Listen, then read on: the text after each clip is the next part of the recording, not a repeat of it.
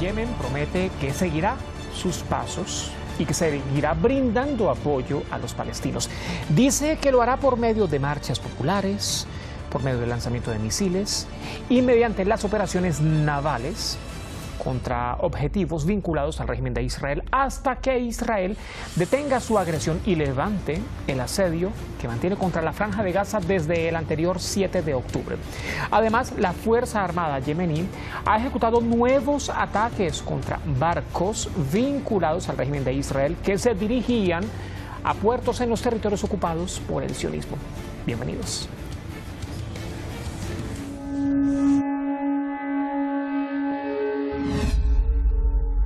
Yemen promete mantener el apoyo que ha brindado hasta el momento a los palestinos frente al genocidio que perpetra Israel. Seguirá con el lanzamiento de misiles, operaciones navales y movilizaciones populares contra el sionismo. Son acciones que buscan detener la agresión y el constante asedio de Tel Aviv contra el enclave.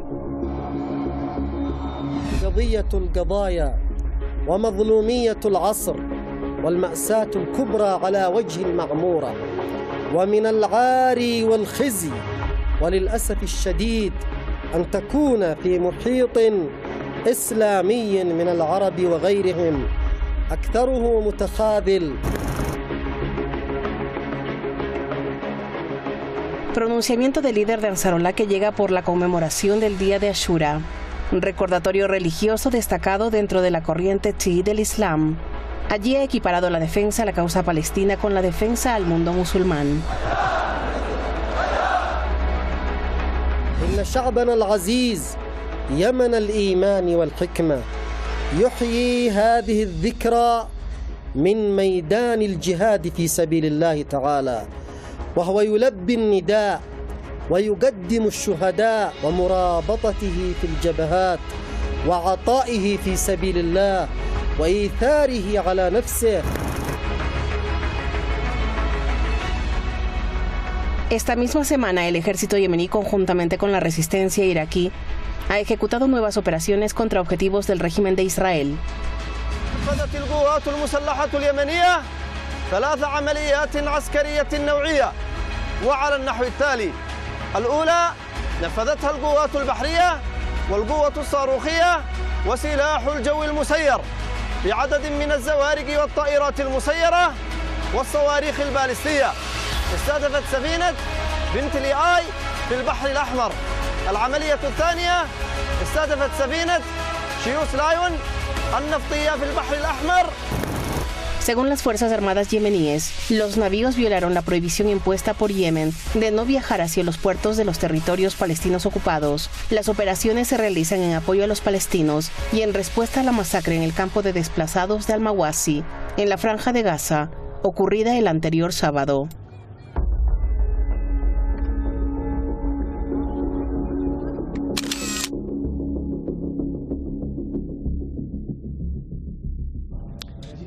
Otra masacre que se va sumando a esa interminable lista de violaciones de derechos humanos por parte del régimen de Israel contra los territorios palestinos, contra la Franja de Gaza. Tema de análisis.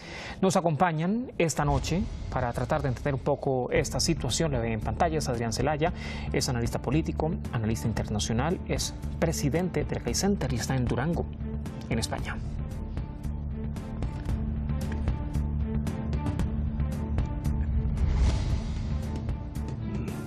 Acompañando a Adrián y desde Londres, en el Reino Unido, nos complace tener también a lo largo de esta jornada a Isaac Biggio, es analista político, analista internacional, investigador, articulista, también colaborador de medios internacionales. Señores, ¿cómo están? ¿Cómo les va? Qué gusto saludarles. Gracias por acompañarnos, ¿no? Para tratar de entender todo esto que está ocurriendo. Sí, gracias. Un saludo a todos. No, por favor, a ustedes. Muchas gracias. Adrián, quiero comenzar con usted. De continuar estas agresiones de represalia, ¿no?, contra el sionismo por parte de la resistencia de Yemen y de la resistencia de Irak, ¿en qué podría deparar todo esto? ¿Qué podría generar todo esto? Porque bien que están afectando, ojo, obviamente, al sionismo y también a los aliados del régimen de Israel. Sí, vamos a ver, el impacto evidentemente depende hasta dónde llegue esa escalada y esa capacidad de Yemen de continuar en esa dirección. Pero evidentemente el impacto se puede, digamos, clasificar por un lado como impacto económico, que está teniendo ya un impacto directo económico importante en la economía de Israel, fundamentalmente, en una situación en la que la economía de Israel, como consecuencia directa del conflicto bélico, indirecta de estas acciones de Yemen, etcétera, está en una situación tremendamente difícil, con una caída muy fuerte de la producción, con la necesidad de soportar a cientos de miles de ciudadanos que han tenido que desplazarse, con la necesidad de hacer frente a los gastos militares. Es decir, es una situación económica muy difícil de Israel, y en la que esta actuación de Ansarullah ha sido una parte muy importante. Este bloqueo que se ha gestionado con una tremenda eficacia. Simplemente el hecho de que continúe ese bloqueo, evidentemente, si va a más, el impacto será todavía mayor. No es solo la economía, es la propia sociedad de Israel la que es muy directamente afectada por estas actuaciones, porque recordemos que la sociedad de Israel ha vivido pensando, digamos, que vivían en una especie de fortaleza inaccesible e inexpugnable, ¿no? Sí, una especie de blindaje, una burbuja, ¿no? Tal vez. Efectivamente, y el hecho de que perciban que son atacados por un lado desde el norte, por otro lado desde el sur, de un país aparentemente pequeño y tan lejano como Yemen, y que son atacados eficazmente, esto es psicológicamente tremendamente importante. No es extraño que se estén produciendo salidas de Israel de decenas, sí, creo que son cientos de miles ya de ciudadanos los que han decidido irse de Israel ante la situación de acoso en la que se están encontrando, ¿no? Evidentemente el impacto militar es también importante, y hemos hablado de Israel, pero evidentemente todo esto afecta, y muy directamente, luego lo comentaremos más detenidamente si queréis, a los países occidentales, que están siendo directamente enfrentados y directamente incluso acorralados en el entorno de Yemen y en los accesos desde el Índico al Pacífico, desde el Índico al Mediterráneo. Yo creo que en conjunto es, digamos, tres impactos. Vamos a hablar de impacto económico, impacto social, impacto militar sobre Israel y también sobre los países occidentales, fundamentalmente. Ahora, Isaac, ¿esto puede colocar a la resistencia de Ansarullah, a la resistencia de Yemen, digamos, a la cabeza o a la vanguardia de la defensa de la causa palestina? Porque, ojo, a ver, no es el único movimiento de resistencia que mantiene el accionar contra el sionismo, pero sí es uno de los movimientos que ha mantenido con mayor anuencia ese accionar. Bueno, el Yemen impacta sobre Eilat, que es el único puerto israelí que da al Mar Rojo, que está en bancarrota, e impacta también en la economía israelí, porque, por ejemplo, ahora un gran inversionista que es Intel no va a hacer su planta en Israel. Pero los cohetes que pueden lanzar a Ansarullah tienen un impacto limitado sobre el resto del Estado. Básicamente golpean al sur y golpean el comercio por esta vía tan importante. Y también afectan a un proyecto que tiene Arabia Saudita de crear la mayor ciudad ecológica y computarizada del mundo, que lo harían entre la frontera con Israel y Jordania. Entonces, desde ese punto de vista, lo que está haciendo Yemen afecta a Israel. Pero más, me parece, mucho más afecta a las acciones que hace el Hezbollah de Irak, pero sobre todo el norte, porque hay como 70.000 ciudadanos israelíes que se han salido de sus propias tierras, hay choques permanentes, y Hezbollah no es cualquier cosa, tiene más de 150.000 drones y misiles, han hecho filmaciones hasta de la base nuclear de Dimona, de lugares estratégicos. Y sí, digamos, de alguna u otra forma lograron penetrar ese supuesto aparataje de seguridad del que venía haciendo gala el régimen de Israel durante las últimas décadas. Ahora prácticamente han quedado descubierto, ¿no? Sí, yo creo que el principal factor de desestabilización militar que podría haber sobre Israel, fuera del de Gaza y fuera del de Cisjordania, es porque además de fronterizo. En cambio, el Yemen está muy, pero muy lejos de Israel, ¿no? Entonces, básicamente lo que Yemen fastidia o golpea es en el marítimo, que va por la vía del Mar Rojo hacia Israel, ¿no? Que no es el principal vía, porque la principal vía es el mar Mediterráneo, pero sin embargo afecta profundamente, y como ya te dije, sí, han puesto en quiebra al puerto de Eilat, que es un puerto muy importante para el Estado de Israel. Y acá hay algo a tener en cuenta, señores, y es cómo ha logrado la resistencia de Yemen de alguna u otra forma doblegar, ¿no? Incluso buques militares que han tenido presencia allí en el Mar Rojo. Adrián, tú adelantabas hace un par de minutos, también el accionar que representa esto para Occidente. ¿Cuán amenazante es este accionar de Yemen para Occidente que mantiene el ferro de apoyo a Israel? Bueno, yo creo que, vamos a ver, hay un primer impacto para Occidente de esta actuación de Yemen, y considerando también las actuaciones cara al futuro, que pueden ser no una simple continuidad de lo que ahora están haciendo, sino un reforzamiento en colaboración con otros países del eje de la resistencia o del bloque emergente a nivel mundial, ¿no? Bueno, en ese contexto yo creo que el primer impacto con respecto a Occidente ha sido, yo diría, la humillación.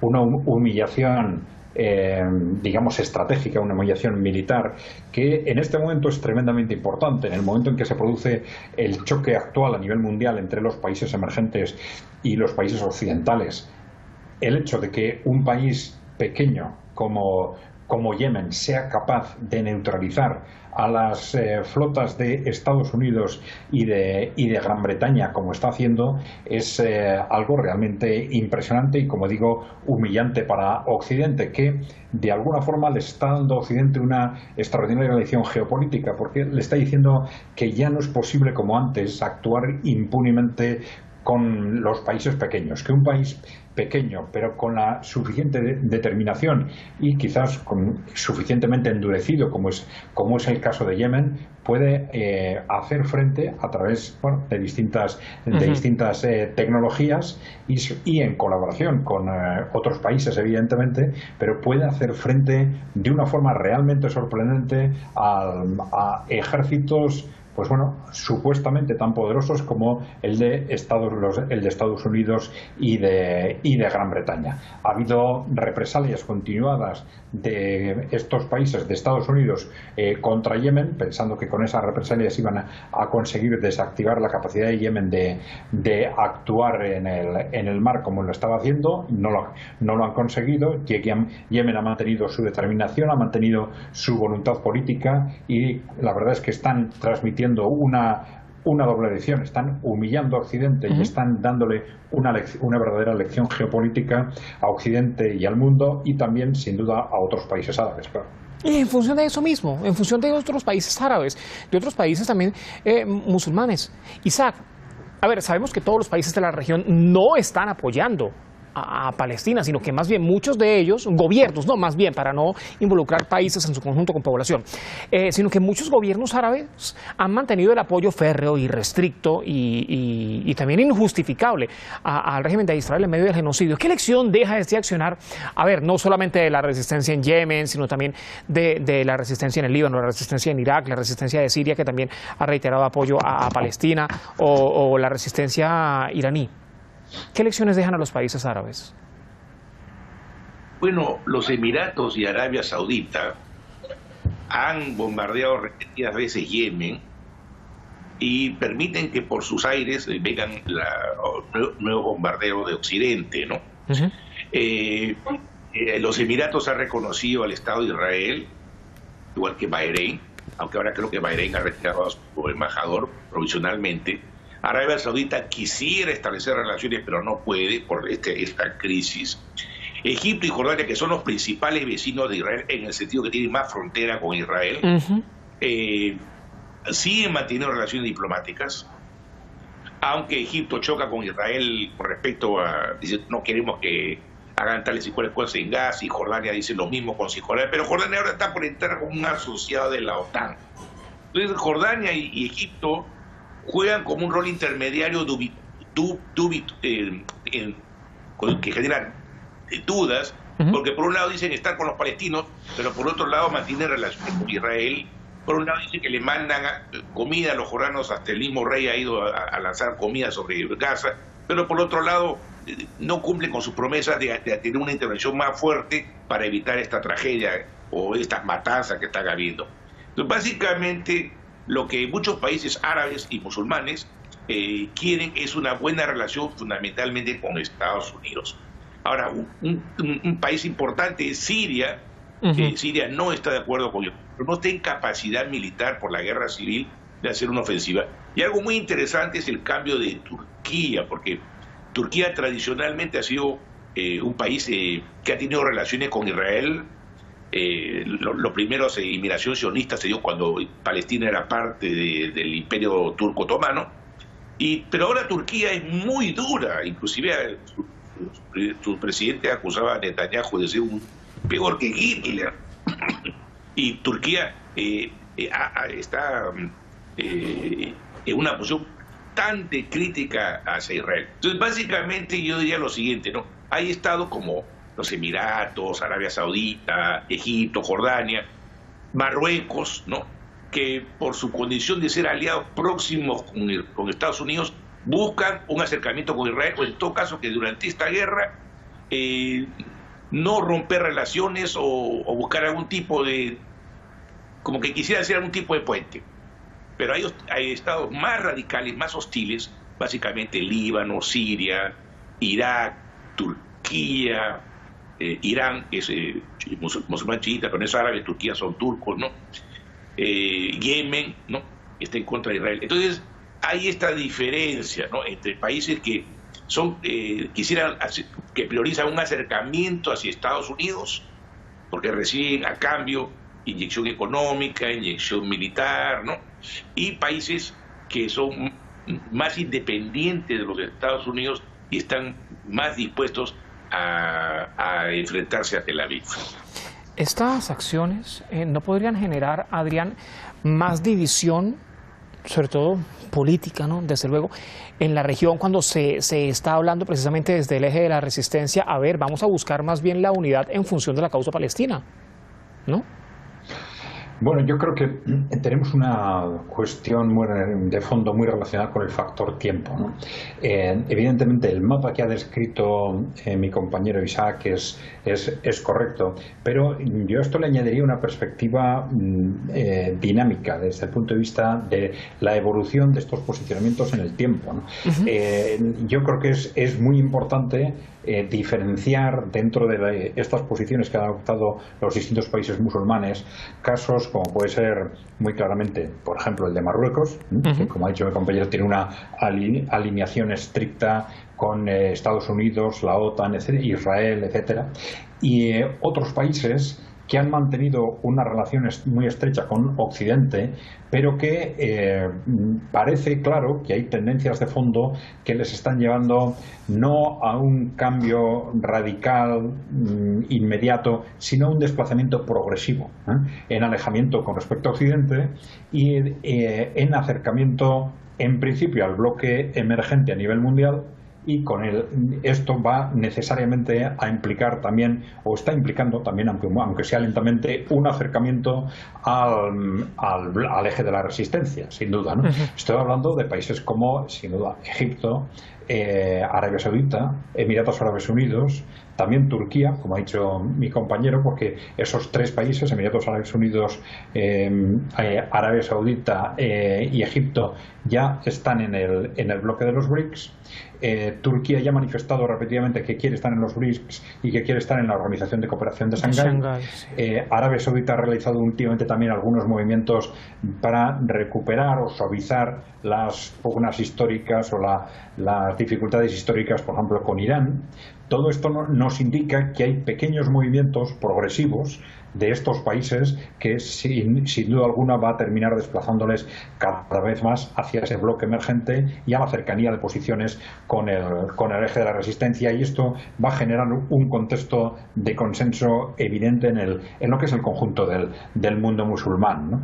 Pero claro, es una cuestión de tiempo, ¿no? Porque ahora tenemos un conflicto que se está moviendo muy a corto plazo, y a estos países que están en una ya en una posición de tránsito, les cuesta mucho tomar posiciones claras y sobre todo actuar de forma coherente con esas posiciones en esa situación en la que quieren avanzar lentamente hacia el bloque emergente, pero no quieren tomar decisiones de ruptura directa y clara con Washington. Aunque bueno, ha habido algunas decisiones muy importantes por parte de Arabia Saudí con respecto a la no renovación del acuerdo histórico con respecto a la estructura que daba lugar al petrodólar, etcétera, ¿no?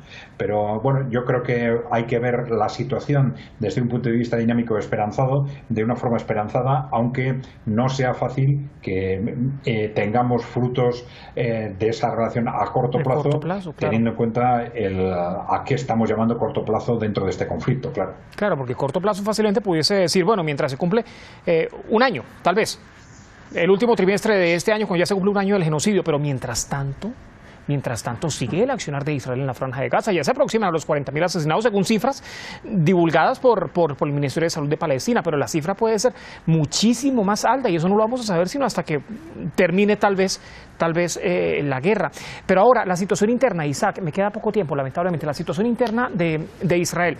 Poco se sabe, o más bien hay mucha información tergiversada sobre lo que realmente pueda estar ocurriendo en Israel, lo que realmente están develando los diferentes medios de comunicación, ¿no? O ese conglomerado mediático. Sí se ha sabido de la crisis de gobierno en esa denominada coalición del gabinete de guerra, más la crisis, por supuesto, económica que ha deparado todo este accionar del sionismo, que ha sido además como un arma de doble filo, la situación social con los judíos ultraortodoxos.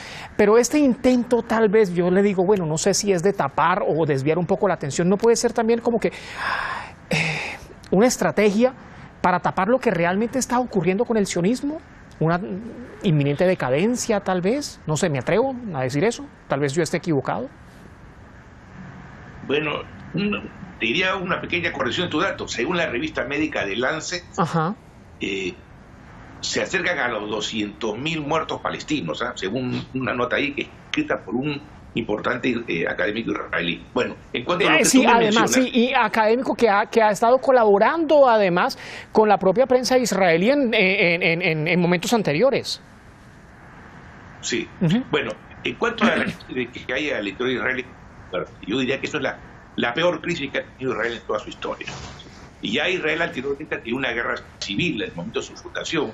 No se podría descartar una hora, porque por un lado tenemos a los ultranacionalistas, el ministro de Seguridad, y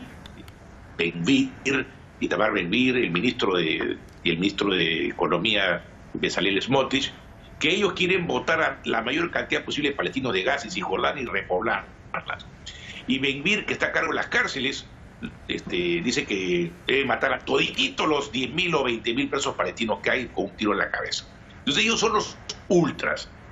Por otro lado, dentro del gobierno está Gallant, que el ministro, que quisiera sacarlos a ellos del gobierno y quisiera tener una política más pragmática.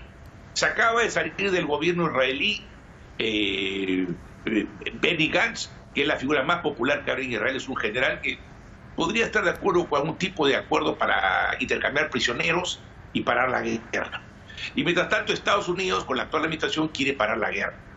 Y Netanyahu no tiene popularidad interna. Cada fin de semana hay miles, y no decenas de miles de israelíes que van a las calles a pedir un alto al fuego y un intercambio de prisioneros palestinos por rehenes israelíes. Y para colmo es que el Tribunal de Justicia ha ordenado que los ultraortodoxos, que son más del 10% de la población, que estaban eximidos del servicio militar, vayan al ejército. Y ellos dicen, no podemos ir al ejército porque nos lo prohíbe los textos sagrados, la Torá, y que muchos de nosotros no vamos a ir del país. Por ejemplo, el rabino máximo de la comunidad de los sefaradí, que son los judíos orientales, dice, no vamos a ir del país si nos obligan, preferimos morirnos. Entonces hay una crisis muy fuerte. Y por otro lado, van surgiendo sectores que están a favor de una igualdad con la población árabe, están en contra de que la árabe haya dejado de ser una lengua cooficial y que quisieran que haya una democracia unida que vaya del río Jordán hasta el Mediterráneo. Entonces hay una crisis muy, muy fuerte y la verdad es que Es tan fuerte la crisis que muchas cosas pueden pasar, inclusive dentro de las comunidades judías del exterior. El Consejo de la Comunidad Judía de Australia, buena parte de la comunidad judía de Estados Unidos están en contra de lo que viene pasando Netanyahu. Han protestado la comunidad judía de Francia por el apoyo de Netanyahu a Le Pen en las elecciones. Y este 24 de julio, que va a venir Netanyahu a Estados Unidos, va a haber una gran demostración en Washington. En rechazo a la presencia, en rechazo también a la presencia de Netanyahu. Bueno, señores, lamentablemente se nos termina el tiempo, pero bueno, agradecido con ustedes por estas intervenciones. Quisiera seguir conversando con ustedes, pero bueno, el tiempo apremia acá. Muchas gracias. Hasta luego. Venga, que estén muy bien. Hasta la próxima. Y a ustedes también, muchas gracias. Gracias por acompañarnos. Mañana vamos a estar hablando de la sesión del Consejo de Seguridad de la Organización de las Naciones Unidas sobre el multilateralismo. Se ha registrado intervención del canciller interino de Irán. Ha asegurado que el enfoque de la política exterior del nuevo gobierno iraní es el fortalecimiento precisamente del multilateralismo. Mañana lo analizamos. Hasta la próxima.